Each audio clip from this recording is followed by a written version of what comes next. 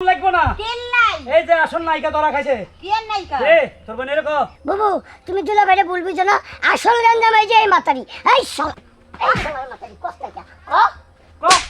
ক সত্য ঘটনা আসলে ঘটনা কি আছে নাটক বাজে কম করায় কি আছে কি কি নাটক আমি কইতেছি দেখ বোন